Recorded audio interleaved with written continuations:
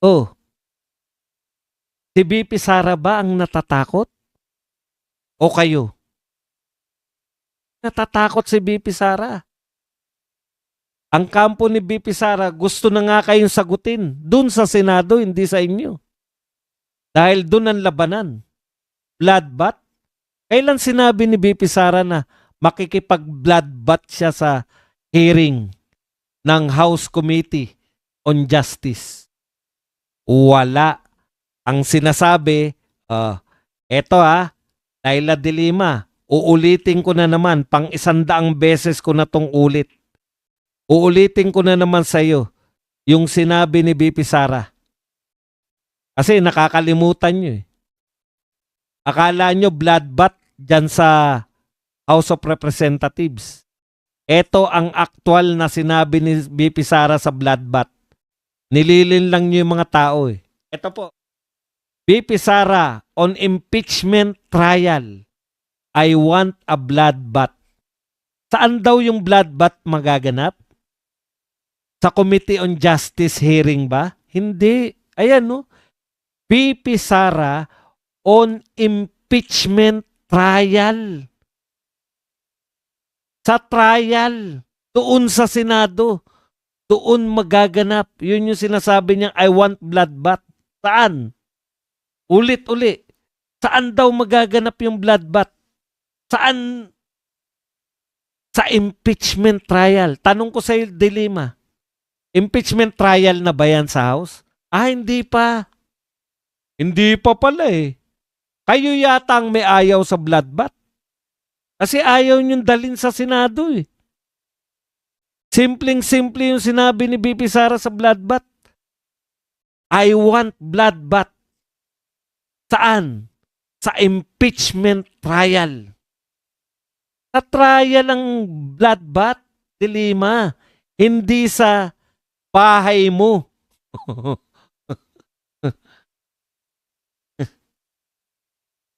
Okay. Alam nyo, De Lima, eto iyak-iyak kayo ngayon, di ba? Takot na takot daw dahil nagpunta sa Supreme Court. Utot nyo. Alam mo, De Lima,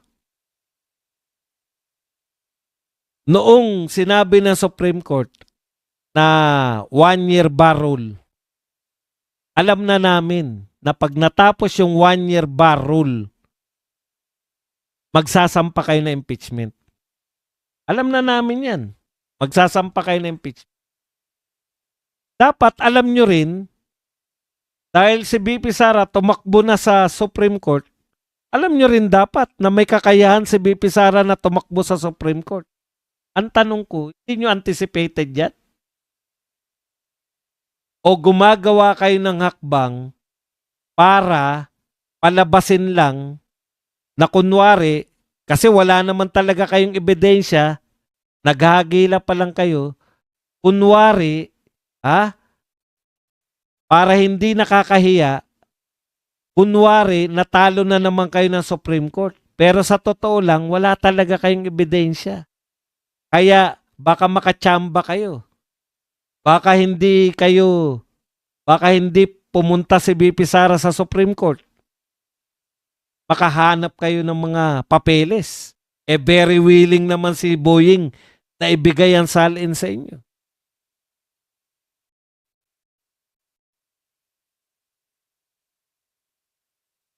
Ito pa ang isa, si Chua. Sabi ni Chua, lahat na lang ang constitutional. Ano ba talaga? Yan po ang pahayag ni Chua. Ito po ang sinabi niya.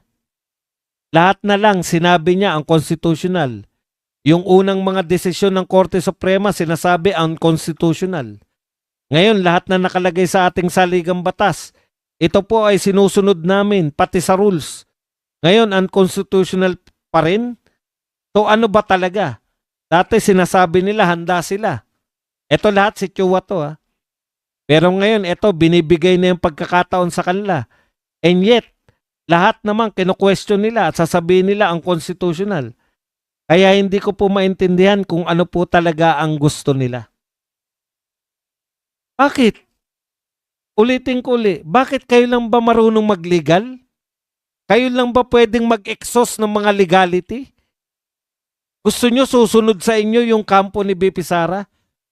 Ano ba gusto nyo mangyari? Tanggalin si BP Sara? Susunod sa inyo? Oo, susunod ako sa inyo. Ano ba gagawin natin para matanggal? Ang gusto nyo bang itanong ni BP Sara? Chua, ano ba gagawin natin para matanggal ako sa pwesto? Yun ba? Bawal ba siyang dumulog sa Supreme Court? Hindi pa siya dumudulog, si Torion pa lang yan. Bawal bang dumulog ang tao sa Supreme Court? Pag may question ng unconstitutionality, dapat sa Supreme Court ka. Mamaya na natin. Isa lang ang sagot ko dyan, tsaka dito kay Beatrix para isahan na lang. Okay. Sasagutin natin yan ng isahan na lang. Dito naman kay Beatrix. If we want, sabi naman ni Beatrix, if we want, si Luistro to, if we won't hold hearings, how will we determine probable cause? Manghuhula ba tayo? Alam mo, pareho kayo ni Chua, no? Yung isa inaangal at bakit tumatakbo bakit sinasabi ni BP Sara na unconstitutional? Ikaw naman ang hinihirit mo, Beatrix. Kung hindi kami mag-hearing, paano nyo madidetermine kung may probable cause? Manghuhula ba kayo? Hindi kayo dapat manghula. Ang meaning sa amin ng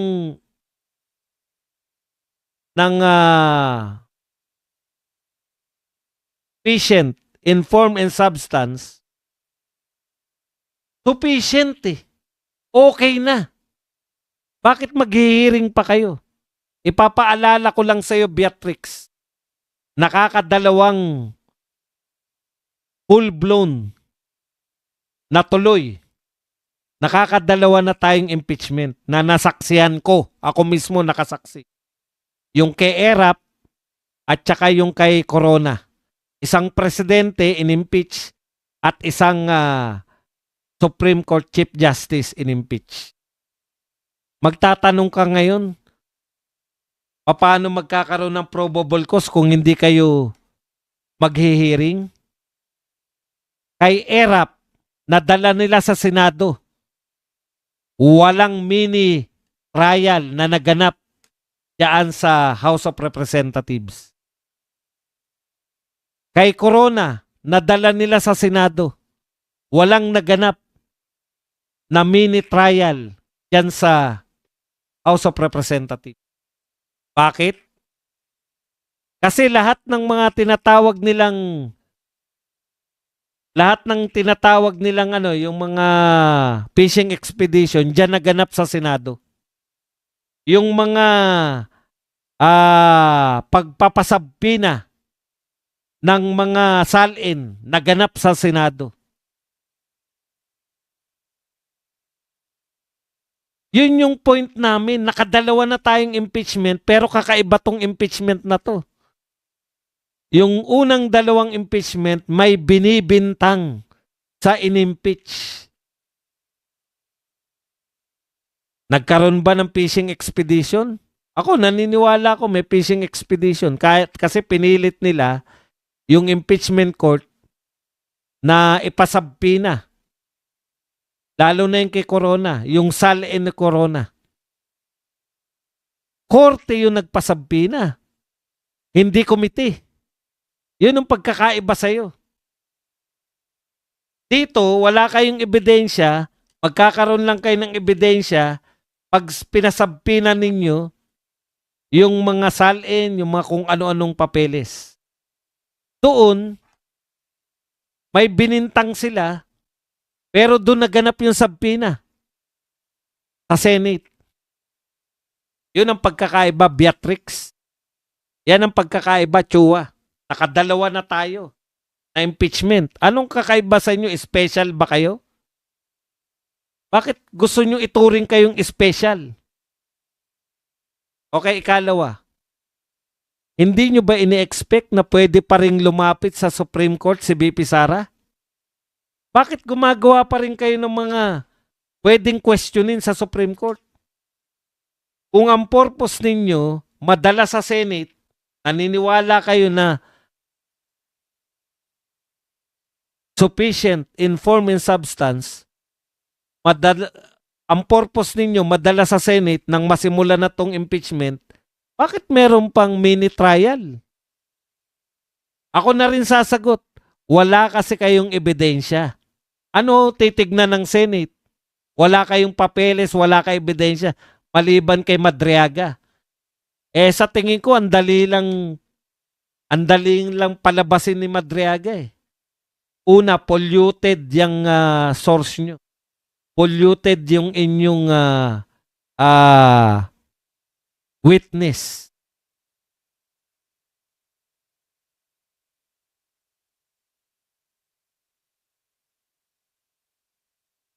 Kaya nga Alex Soilon, kaya nga kino-question sa Supreme Court. Pa? Kaya nga sa Supreme Court kino-question. At hindi kasi kayo nakikinig sa pinakamatalino nyong member. Chua, ang tatandaan nyo na. Ikaw, matanda ka na rin, Luistro. Lalo ka na, Laila de Lima. Ang tanda-tandaan nyo na.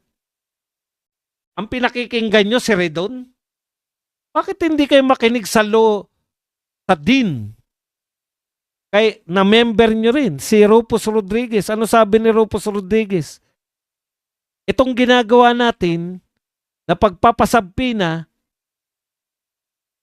ay isang malaking fishing expedition. Kamember nyo na matalino. Ang gusto nyong pakinggan yung kamember ninyo na may baon na hindi na uubos yung baon sa pisngi.